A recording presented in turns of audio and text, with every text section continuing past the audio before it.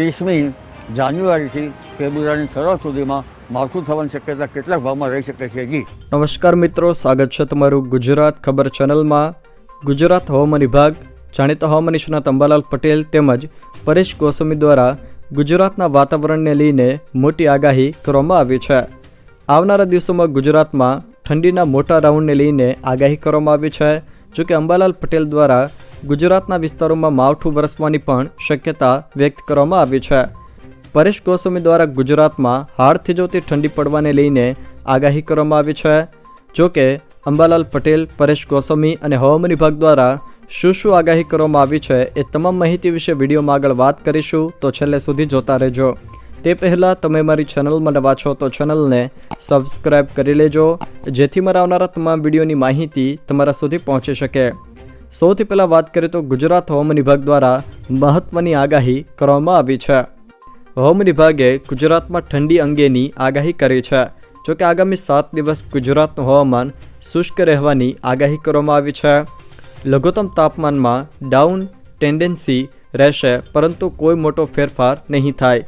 હાલ ગુજરાતમાં પવનની દિશા ઉત્તરથી ઉત્તર પૂર્વની છે.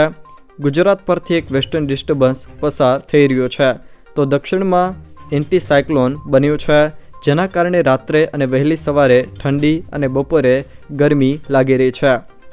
જાણીતા હવામાન નિષ્ણાત અંબાલાલ પટેલે આગાહી કરી છે કે જાન્યુઆરીના અંત અને ફેબ્રુઆરીની શરૂઆતમાં ગુજરાતના વાતાવરણમાં પલટો આવશે. તેઓએ તારીખો આપતા જણાવ્યું છે કે 30 જાન્યુઆરીથી લઈને ફેબ્રુઆરીની શરૂઆતના અઠવાડિયામાં પણ ગુજરાતના વિસ્તારોમાં માવઠું થવાની શક્યતા છે. 24થી લઈને 27 જાન્યુઆરી સુધીમાં પવનની દિશા બદલાતા ઉત્તર ગુજરાત અને કચ્છના ભાગોમાં લઘુત્તમ તાપમાન 12 ડિગ્રી જેટલું નીચું જઈ શકે.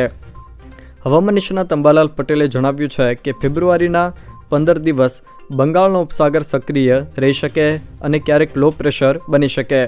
ગુજરાતમાં કમોસમી વરસાદની શક્યતા તેઓએ વ્યક્ત કરી છે. જોકે ફેબ્રુઆરી મહિનાના પહેલા 15 દિવસમાં ઘણા પલટા વાતાવરણમાં આવશે તેવું તેમણે જણાવ્યું છે. હવામાન નિષ્ણાત પરેશ ગોસ્વામીએ રાજ્યના હવામાન અંગે આગાહી કરી છે. તેમણે ઠંડીના તીવ્ર રાઉન્ડની આગાહી કરી છે. આ તીવ્ર ઠંડી એક પ્રકારે છેલ્લો રાઉન્ડ ગણી શકાય. તે પછી શિયાળો પૂર્ણ થવાનો નથી. સૌથી વધુ ઠંડી ઉત્તર ગુજરાતના બનાસકાંઠા, સાબરકાંઠા અને કચ્છ જિલ્લામાં જોવા મળે તેવું તેમણે જણાવ્યું છે. વધુમાં પરેશ ગોસ્વામીએ આગાહી કરતાં જણાવ્યું છે કે આ વિસ્તારોમાં તાપમાન સિંગલ ડિજિટમાં પહોંચી શકે છે. ત્યાં 7થી લઈને 9 ડિગ્રી તાપમાન જોવા મળી શકે છે. જોકે ફેબ્રુઆરીમાં સવારે અને સાંજે એટલે કે ગુલાબી ઠંડી રહેશે. શિયાળો હજુ લાંબો ચાલશે તેવું તેમણે જણાવ્યું છે. જો મિત્રો આ વિડીયો તમને પસંદ આવ્યો હોય તો વિડીયોને લાઇક કરો, તમારા મિત્રો સાથે શેર કરો, અને જો તમે મારી ચેનલમાં નવા હો તો ચેનલને સબસ્ક્રાઈબ જરૂર કરજો, જેથી મારા આવનારા તમામ વિડીયોની માહિતી તમારા સુધી પહોંચી શકે.